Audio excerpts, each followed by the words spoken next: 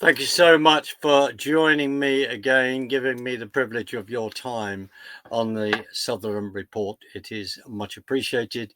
If you haven't subscribed, I would appreciate if you would do so. That would be also greatly appreciated. There are those moments we realize that the last 4 years in our history nearly has been rather draining, and it's been draining to some people, particularly, and one or two of those are dear friends of mine. We're fully aware of the events that happened on the 6th of January 2021, but those of us who are in the know are fully aware. One of the biggest fights that we have had is to get that information into the mainstream media to tell the truth. And as a quote from a film, and also a quote from Ron Paul, truth is treason in the empire of lies. It becomes a massive fight. Now, I am extremely privileged today because I am going to bring on Jenny McComb. Jenny McComb is heading up a charity, which is the J6 Road Home. And Jenny is going to tell us her story as a J6 prisoner and tell us about the charity and to tell us also how she feels about in a few days' time, the inauguration of President Trump. So, Jenny, sorry about the long intro, but it's just laying that out. But I just say that it's such a privilege to talk to you and sit down with you now and to say thank you so much for joining me. It is very much appreciated. Well, thank you for being a great patriot and supporting our cause. And I really appreciate on your show and having a platform to talk about something that I'm very passionate about. Thank you, Jenny. Jenny, tell us your story. Tell us why, in many ways, is why we're having this conversation. But but what happened to you personally that has then caused you to be front of center and involved in this fight? So, I am a January 6th defendant. I have been involved in politics my entire life. I like to say that one of my spiritual gifts is protesting because I've been protesting since I was 5 years old. And so it was no surprise to anyone that knows me that I went to the United States Capitol on January 6th of 2021 to fight for free and fair elections and protest a stolen election and to redress the government for my grievances, which is listed. And I can tell you that my experience that day was that it was the most beautiful patriotic thing that I've ever been a part of. I mean, to be around 1 to 3 million people that care enough about their country to show up and say something is truly a remarkable experience. And I'll kind of tell my story quickly because it really only applies to me, and I prefer to talk about the rest of the people in our movement and what it is that we're doing to help them. But I wound up going into the Capitol through the West Terrace door, which was opened by police officers, and they were motioning people inside, which is called entrapment. And that entrance went up into the Capitol Rotunda. And I immediately joined a prayer circle. There were a bunch of people that were in tactical gear that were in this prayer circle in the rotunda, and I found out about 2 years later that they were members of the Oath Keepers group, which is a wonderful patriotic group, and they have been especially demonized by the Department of Injustice throughout the January 6 trials. And so I wandered amongst the velvet ropes inside the Capitol and saw small families or families with small children that were pointing at the pictures, the paintings in the rotunda and the statues in Statuary Hall and explaining the history of our country to their children. I saw elderly people that were in wheelchairs and walkers that were being carried up the steps of the Capitol so that they could go inside. And all day long that day, we sang the national anthem and the Pledge of Allegiance and different old Christian hymns and prayed and prayed and prayed all over the place. I mean, it was truly beautiful. And unfortunately, mainstream media has only shown the same 4 or 5 violent clips on repeat for the last 4 years. And that's the smallest part of what happened on January 6th. And so I wandered around the halls of the Capitol for about 19 minutes. And then I was in the hallway above where Ashley Babbitt was murdered by Capitol Police Officer Lieutenant Michael Byrd. And people were coming out with blood on their hands saying they killed a girl. And I thought, something's changing. I think it's probably time for me to go.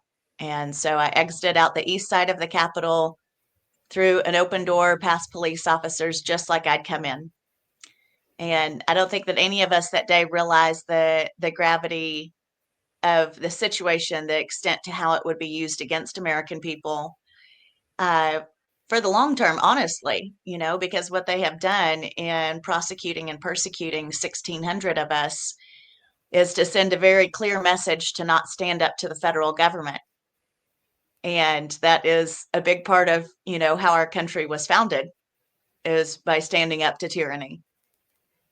And so I think that's the greatest tragedy probably of January 6th, is the fear that it has instilled in people to not stand up to the government. And so I went back to the hotel that evening and recorded a 27-minute long Facebook Live video.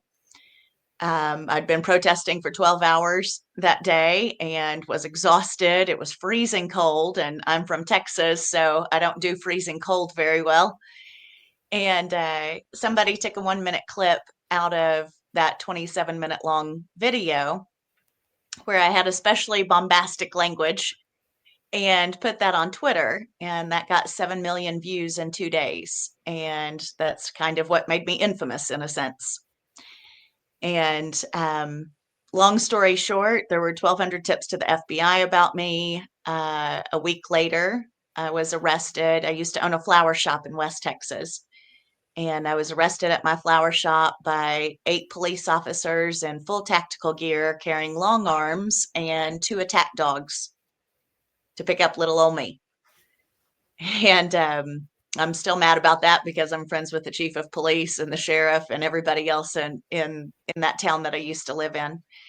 And at the time, I was only charged with 2 low-level misdemeanors. And they got me in front of a magistrate judge who read me my 2 charges. And then they released me on a personal recognizance bond. So that is the length of time that I have been incarcerated, was just that day. I was a couple weeks later, I found out that I was indicted and upcharged. So then I had 4 misdemeanors and was charged with the 1512 felony, which carried a max sentence of 20 years in prison. That specific felony was overturned by our Supreme Court in June of 2024. Because it never should have been used against the January 6th defendants. It just doesn't apply to us. And so I wound up taking a plea deal for trespassing, which is a misdemeanor. And in March of 22, I was sentenced to 2 months federal probation and a $5,000 fine because my words hurt people. And I know over there on the other side of the pond, y'all are having a lot of trouble with freedom of speech right now and not having freedom of speech.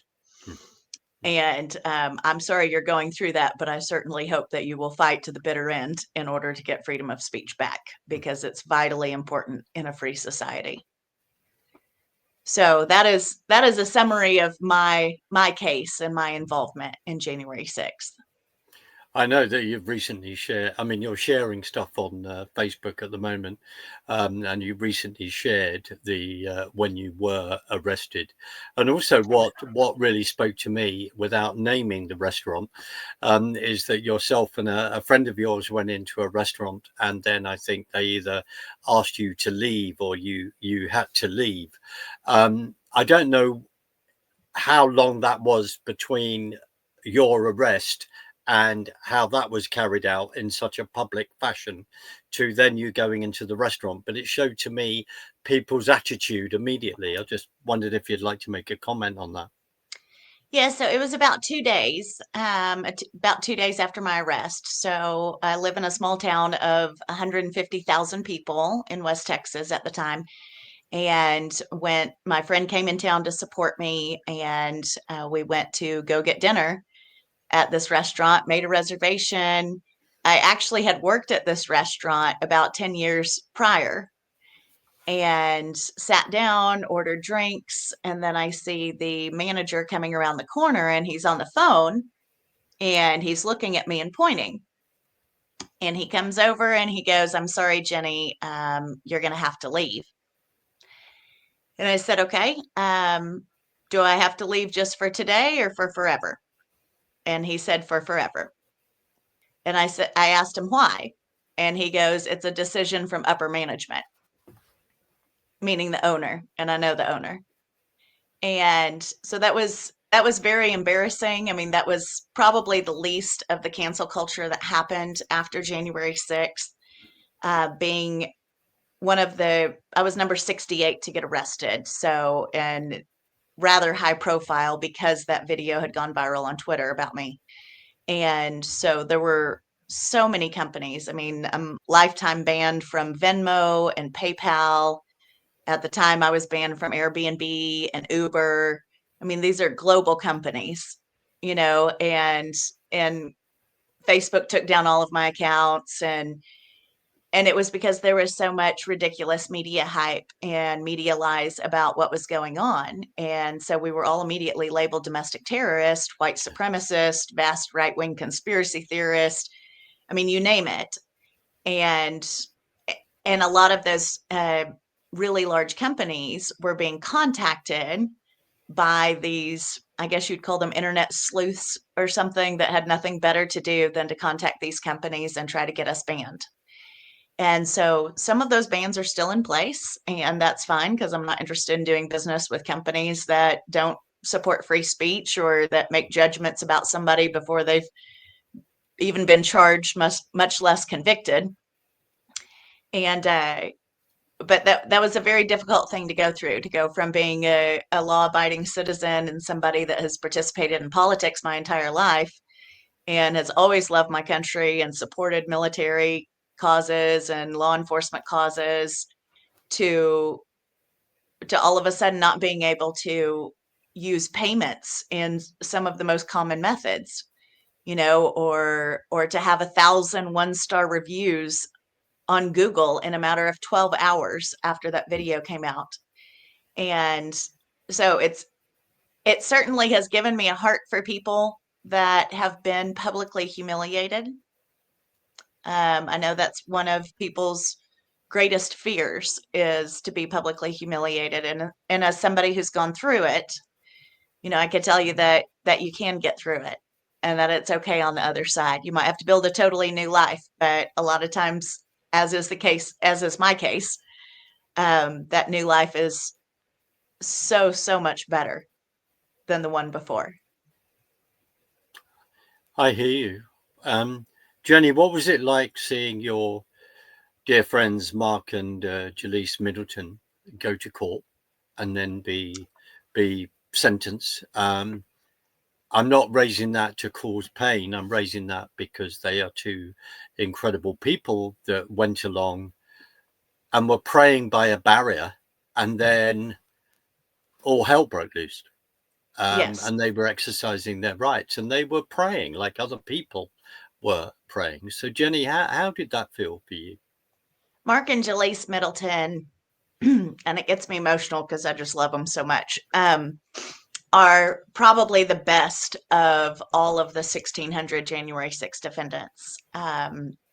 They were praying outside the Capitol. They never even got close to the Capitol, and just minding their own business. And then the police started to pull them over the barricades and started to beat them with batons and everything. And all of it's on video. And so, of course, they resisted that and tried to get out of the way of, absorbing blows on their head and everything. And they wound up being charged with, I believe it was 9 different charges, many of which are felonies, including assaulting police officers, because unfortunately, the way that statute is written, it says assault, resist, or impede. Well, if a cop is beating you up and you resist them or try to protect yourself in any possible way, right, then you can be convicted of a felony assault, resist, or impede on a police officer. If you're just standing in the way of a police officer going somewhere, you can also be convicted of that felony. And so one of the things that we have realized as a result of January 6th is how much we have a vitally important need for criminal justice reform, and that we need to rewrite these statutes, because there's a very big difference between being in the way of a police officer and actually hurting a police officer. And so Mark and Jaleese decided that they were not going to take a plea deal. They were not going to say that they were guilty of something that they weren't guilty of. And so they took it to court. And, all of these cases are tried in Washington, D.C., which is not friendly to us. And they were found guilty on all 9 charges by a jury not of their peers. And I went back to DC in October of last year to go and support them at their sentencing hearing. And it's always painful to go to a sentencing hearing. I've been to 8 now, including my own. And it's always painful to go to a sentencing hearing, for sure, because you know that it's not justice. You know that there's murderers and rapists and child traffickers and all of that kind of stuff that get to walk out of prison. And yet 2 people that were praying outside the Capitol wind up getting sentenced to prison. And it's very strange because, January 6th defendants, like all of our cases, are so unprecedented and so weaponized by the DOJ. And so none of it really makes any sense. And so Jaleese was sentenced to 20 months in prison and 3 years federal probation. And Mark was sentenced to 30 months in prison and 3 years federal probation. And for the January 6th community, that was actually considered a win, because the government wanted so much more time for them to be incarcerated. And they're wonderful people. They started American Patriot Relief and have traveled all over our country, getting the word out and educating people about January 6th and raising money in order to help, especially the families and the children. And just helped countless people. We have wives and moms that their husband went to go listen to President Trump's last speech, and then they never came home. And so now all of a sudden that lady's basically a single mom and has to put the kids in daycare, go to work. And then what if her transmission goes out on her vehicle? Who's going to pay for that?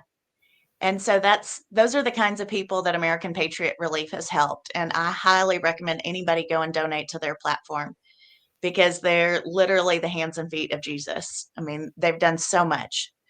So Mark and Jaleese had to report to prison on December 17th of last year. And originally their turn-in date was January 20th, which we know is our inauguration day. And instead, the DOJ moved it up to December 17th, right before Christmas, just to kind of get their pound of flesh. And so they're in good spirits. I think it's a little bit harder for Mark than it is for Jaleese. Jaleese and I are very similar. She's a real go-getter, and she's made plenty of friends and is, going around interviewing the other inmates and asking them about their grievances and how they think that the criminal justice system should change and everything like that. She's doing wonderful work while she's inside, and I know that she's going to take that information and truly help those people when she gets out. And of course, we're all hoping that will be on January 20th. Absolutely. Jenny, when you talk about the fact that you've been protesting since you were 5 years old, how does it, describe what it's like where yourself, other defendants who have gone to that circuit at Washington, D.C., to then walk in and to say your First Amendment rights are suspended. You cannot stand on that. Was that that is a shock? Also, do your fellow Americans actually understand that when you have the opportunity to talk to them about that? They don't. That's been a struggle for us for the last 4 years, because it's so contrary to what we believe about our country and what we have been taught about our country. And so, before I was even sentenced, I started going around speaking to different groups about January 6th and telling the stories of those that can't, either because they're dead or because everything can and will be held against you in a court of law. And I would always have people come up to me afterwards and say, but what about the First Amendment? But what about the Fifth Amendment? But what about the 14th Amendment? And start trying to quote the Constitution at me. And I would tell them, just take the Constitution and throw it out the window, because when it comes down to it, it's just a piece of paper if nobody abides by it. And unfortunately, the Republicans in our country and the conservatives in power in our country were not willing to stand up and say this has to stop. This political witch hunt, the weaponized Department of Injustice against conservatives and Christians, and it's happened in our country. Not just with January 6th, which is the greatest, in my opinion, human rights grievance that America has ever been through, but also with people that are protesting outside of abortion clinics that have been sent to prison for literally praying outside of that abortion clinic, or moms at school board meetings, or Catholics have been targeted by the FBI in our country. All these different things. And it's always people that are on our side. It's always conservatives. And so, yes, it is frustrating to try to get past that block in somebody's head of, wait a minute, this isn't what our country is supposed to be. And regardless of what we're supposed to be, it is what it is. And so what can we do to help those people now? So after all that you have been through in that regard, and this journey, and sadly, with what after your arrest, what happened, etc., and as you described, two very close friends and what they have been through, and also let's just remind ourselves that Kevin Greason, Benjamin Phillips, Roseanne Boyland, and dear Ashley Babbitt, and of course Officer Signick died on that day. And the classic thing with Officer Signick is the fact that the patriots were accused of smacking him over the head with a fire extinguisher, which was not true. The guy was extremely ill, was taken by patriots to the police lines to say this gentleman needs help. The fact that there'd been that situation with Roseanne Boyland, who of course was beaten to death by Mila Morrison, I think that's the officer's surname. And she is then venerated at the Super Bowl and all this kind of thing. And then Philip Anderson tried to rescue her, etc.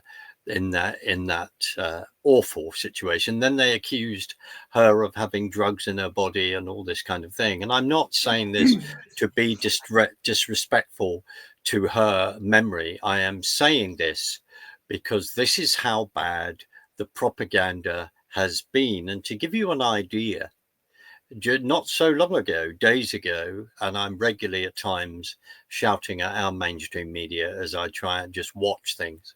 And even to this day, as we are about to see the inauguration of Donald J. Trump again, the only man to do this twice, a bit like Grover Cleveland did.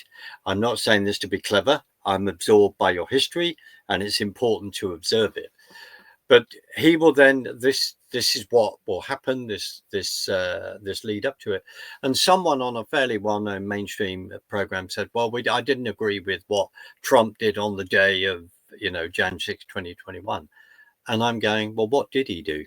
What did they do? Are you aware of the facts? Are you aware of what happened at 7 minutes past 1, as our dear friend David Summerall has found out with all his documentaries, to say this is what happened? And after him going through the 40,000 hours of video footage, etc., people do not know the facts. Which has been so hard, Jenny, to push against all the time. It's been so hard. Jenny, let's move on to J6 Roadhouse, because I know that is what is so close to, is so important to your heart as it is important to others.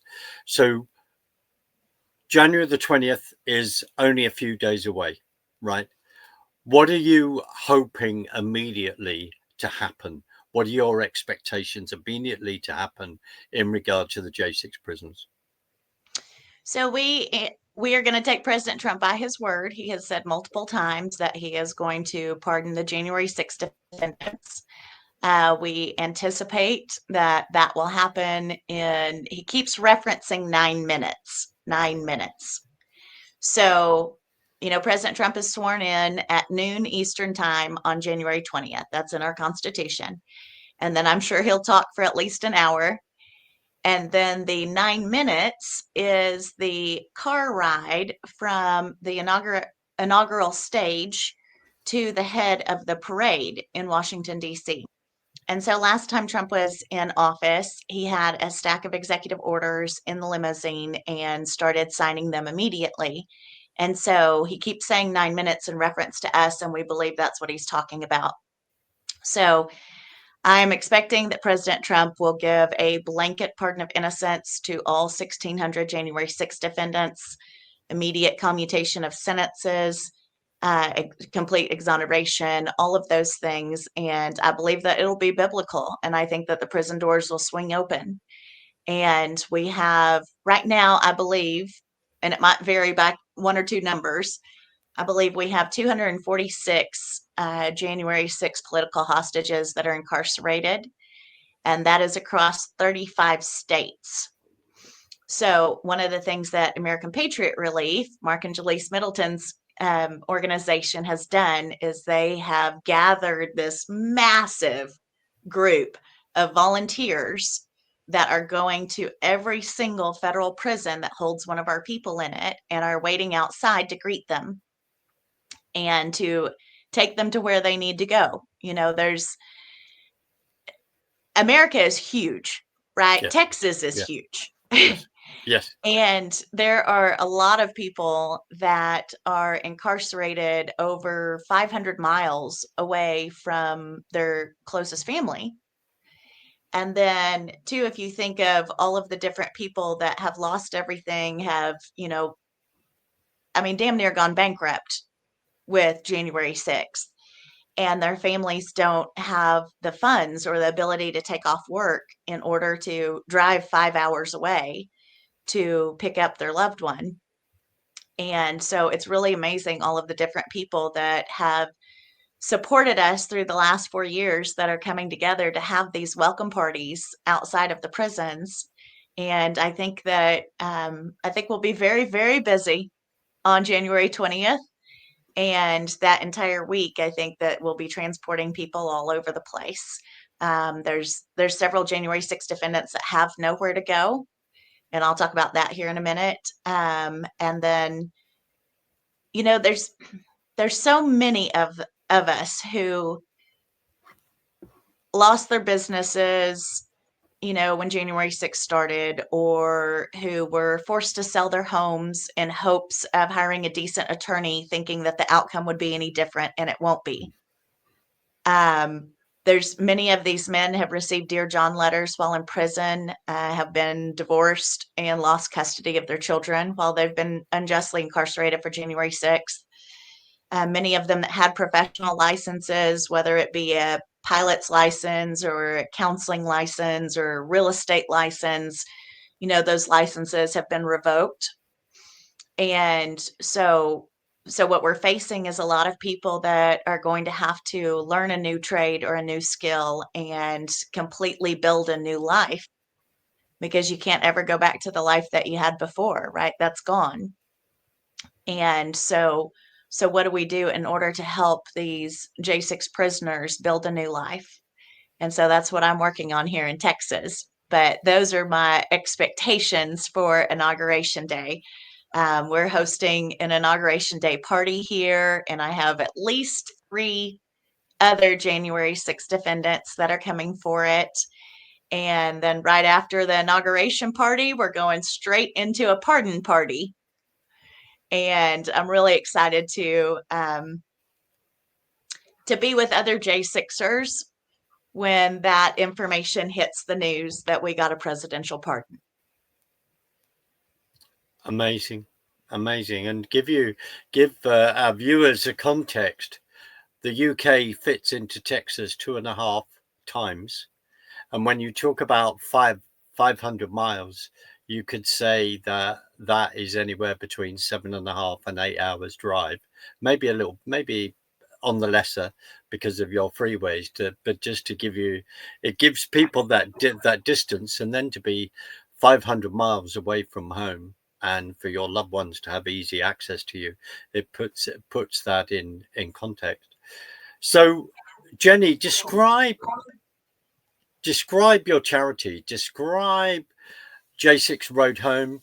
What is the vision behind that? You've just laid it out that there's going to be huge receptions outside for the prisoners. Just one quick question on that: when the 9 minutes that Trump is in to ready to write that pardon, it's not him filling out 200, 15, 1,600 different pardons.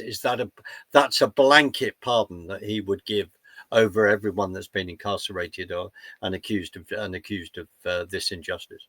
That's what we are expecting. And there's a lady that lives in Washington, D.C. named Suzanne Monk. That is the one that put together all of the legal information, all of the research and data and everything for the J6 Pardon Project. Yes. And that is her website. And she has published the book many, many months ago and got all of that information into the hands of President Trump, his legal team, his transition team. There's so many people working behind the scenes on it. Yep. And Yep. I'm excited for it to actually happen because it wouldn't be very prudent of President Trump to show his cards before he has the actual power. So there's plenty of rumors swirling around, plenty of comments, people getting upset online, different things like that. But when it comes down to it, once he is in office and has that power, then we are expecting a blanket pardon of innocence for all 1,600 of us. Does that mean literally that on that, as you said, on that day, people are then released immediately on that day? Yes. Right. So the law is that the Bureau of Prisons only has until midnight on the day that a presidential pardon has been issued in order to release the prisoners. Otherwise, they're being unjustly detained. So hopefully there will be more specific wording in the pardon to make sure that there won't be any tomfoolery as to letting people out. So, and then to talk about my charity real quick. Go. So let's see, back in 2022. So I got off of federal probation in May of 22. And back then is when I started working on this concept of what do we do with them when they're out? Because all of the other J6 organizations have done a phenomenal job of taking care of them while they're in. Writing letters to them in prison. There's organizations for that, putting money on their commissary so that they can get basic things like shoes or a pillow or protein that they have to purchase themselves at commissary. And then, of course, organizations like American Patriot Relief that take care of the wife and the kids and make sure that they don't that their house doesn't get foreclosed on or that their car gets fixed or different things like that. There's so many organizations that have been working for 4 years on how do we take care of them while they're inside. And I realized that nobody was working on what do we do with them when they get out, because pretty early on, we realized that everybody's going to prison. Pretty close after I was sentenced, everybody else went to prison, whether it was for 30 days or sentenced to 22 years. Is the greatest sentence. And sentence for 22 years and not even being there on the day, which that's is right. I believe you're referring to Enrico Torrio and that Enrique Torrio. Yeah. Yes. Yep. Wonderful man. Hmm. And so I just started working on this concept of how can I build something big enough in order to house and feed and employ the J6ers as they get out. And I can tell you it is miracles after miracles. God gave my husband and me 11 acres in the Texas Hill Country. We moved down here about a year and a half ago. It's currently operating as a bed and breakfast and has been for 30 years now. And we have plenty of space to grow. And so I believe that everything is in God's timing, even though I wish it would be a lot faster. I hear you. But it is. And Mm. so back in December, so what, 6 weeks ago, maybe, I finally launched the website for our ministry. So j6roadhome.com.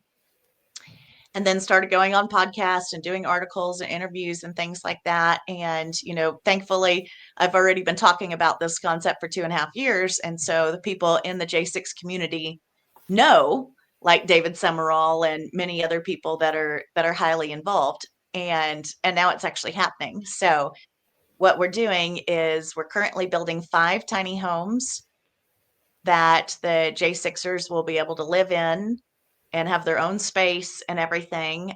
We have a comprehensive healing program, of course, that is at no charge to the J6ers.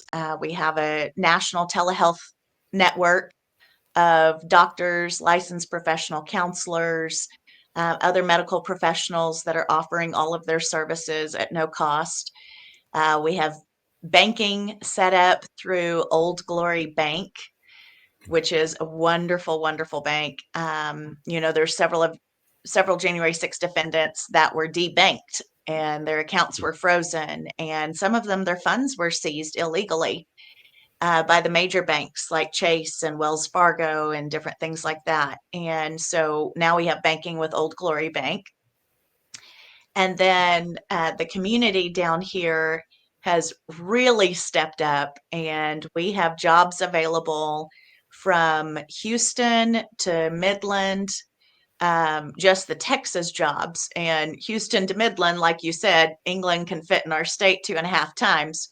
So just go ahead and assume that that's basically 2 times the size of England is where we have jobs at right now. And then people have started contacting us through the website that have jobs located in other places. I'm amazed at, oh, and then we also have counseling available, pastoral care. We have people that are willing to teach trades, if you want to learn how to weld or how to be an electrician or, learn some different kind of skill. We have that available. We have people that are ready to help with writing resumes and, I mean, just so many different aspects of what you think it takes to build somebody a new life from scratch, because even though we're expecting complete exonerations, and that none of these convictions or charges or anything will be on somebody's official record, Google is for forever. Yeah. And you can't ever get rid of Google. And a lot of employers use Google in order to verify somebody. And so I'm very grateful for the different patriots that have stepped up across the country that are willing to hire J6ers. And I can't imagine anybody that is going to work harder at something than someone who has lost it all. I hear you extremely loudly. I hear you. And the awful situation where, the families that have been split up, etc. Words are not enough to even describe that. But in this situation as well, where families have been able to stay together, and are you then providing a situation where it's healing for those families as well, healing for partners, healing for the children involved? So it's a wholeness approach in that regard as well.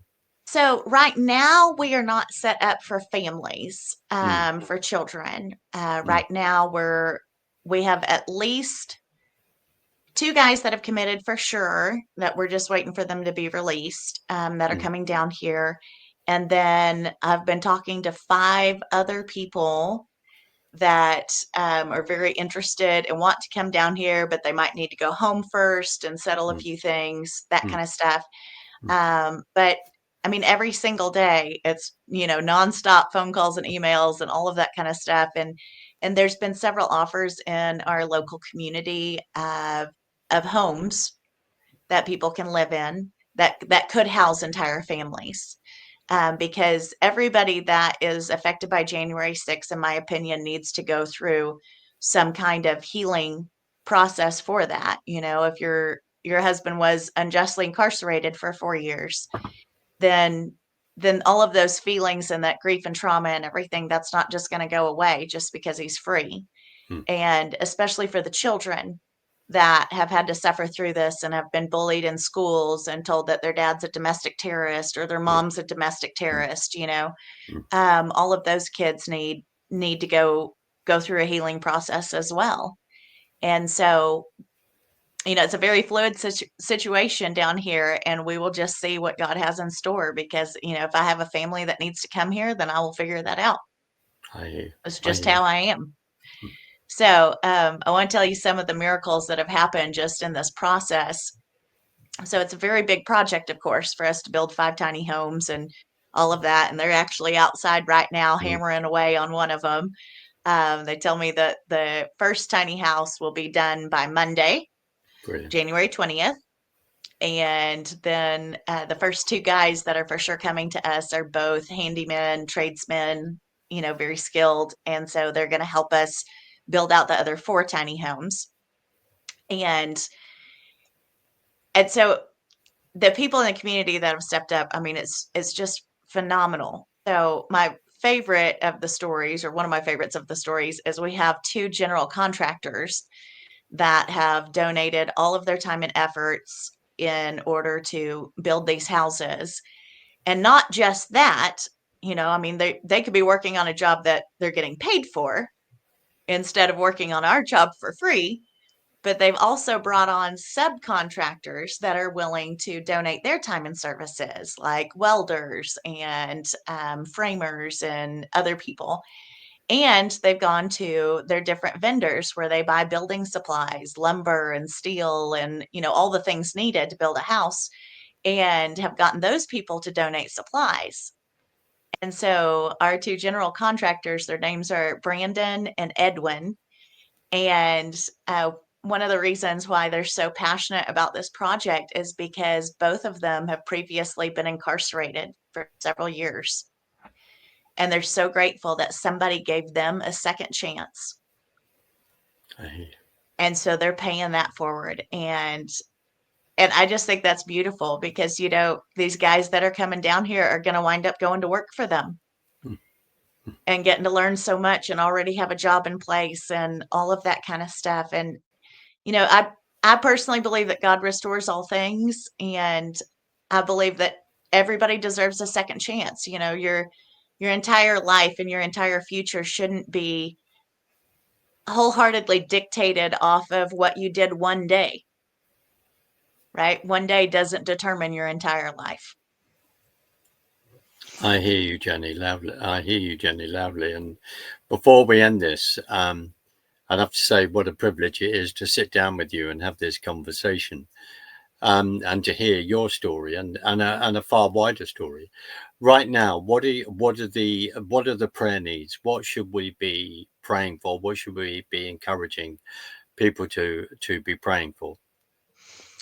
So praying wise, I would say that on January 20th, that President Trump gives everybody a total pardon of innocence, exoneration, commutation, that everybody walks out on January 20th. And that God's going to provide from there. He sustained us for these 4 years and sustained these families. I think that here in a few months, we're going to have some really great needs.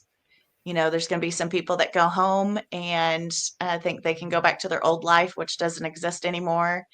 And then once the PTSD and all of that kind of stuff starts to kick in, realize that maybe they need to come stay with me for a while and get into counseling and get their hands busy, Mm. right, doing something to help heal their mind.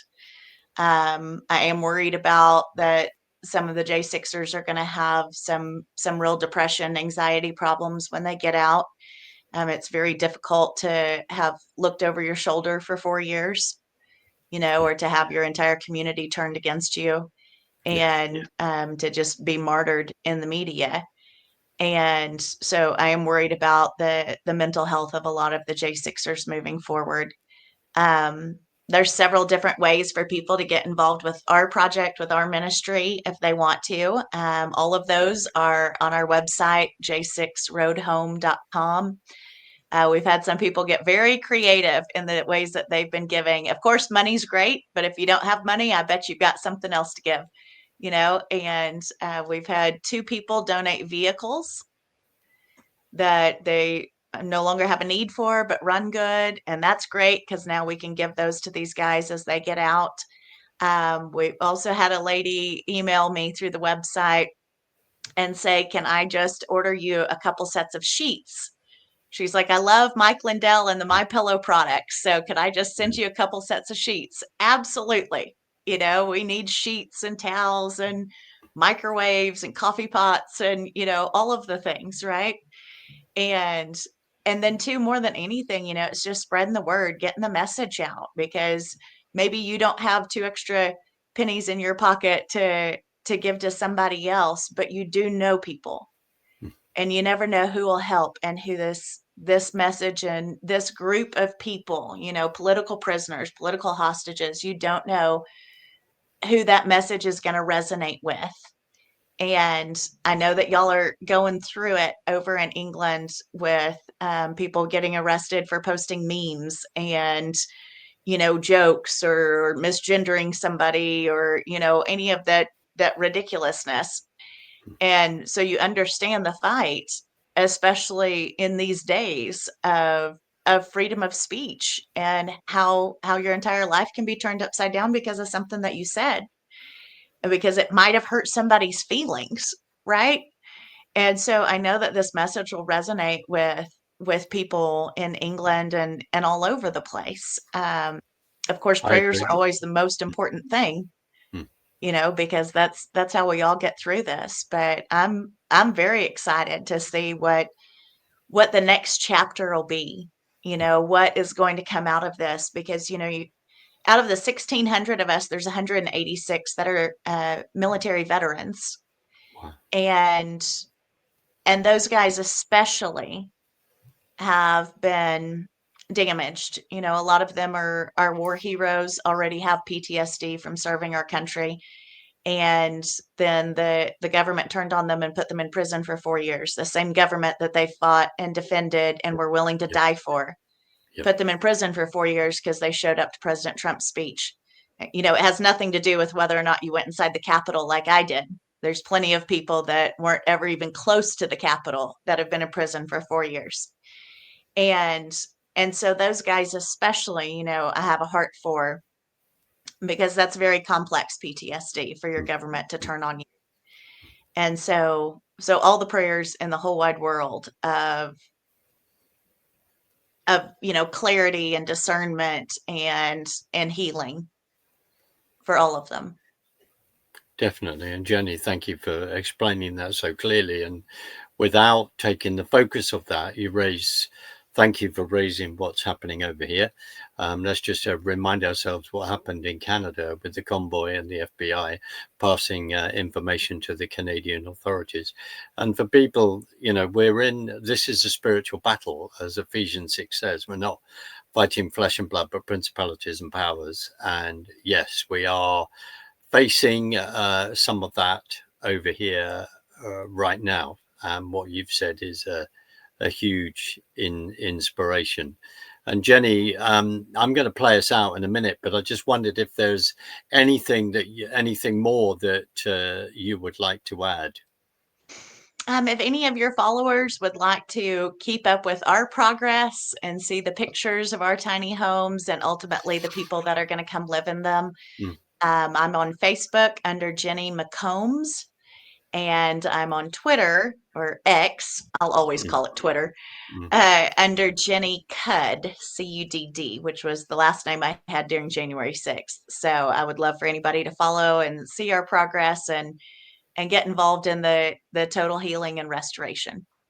Thank you, and I'll make sure that in the show notes below that I've put those links.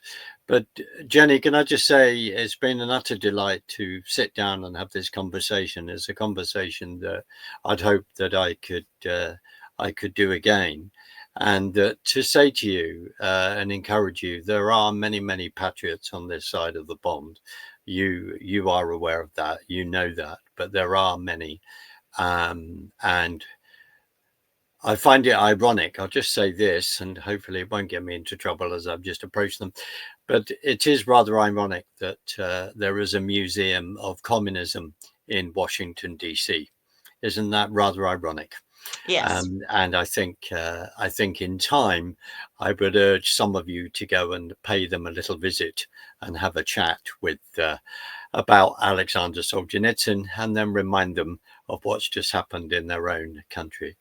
Jenny, I'm going to play us out. I then would like to, I'll say goodbye to you over the other side, but thank you so much for giving me the honor of being able to sit down and have this conversation. So thank you very much indeed. Thank you. Great. Play us out.